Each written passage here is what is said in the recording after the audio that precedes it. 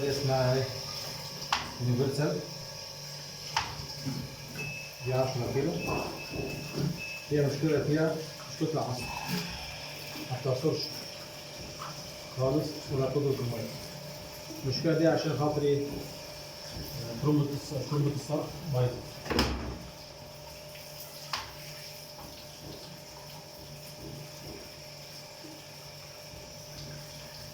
تعالوا كده نجرب معانا، نعمل محطة عصر نشوف.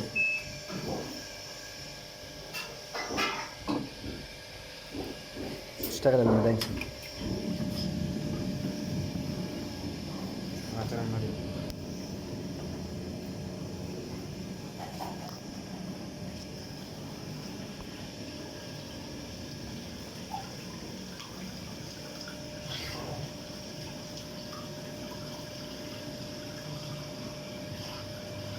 كده اهو تصلح.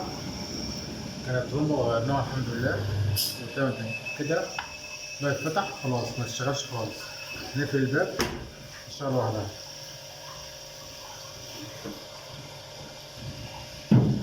كده ان شاء الله شغاله، مش كده كانت حاجه خالص. بس كده ابراهيم، هنا ابراهيم في السرة كده ايه كده بتوصل. شكرا.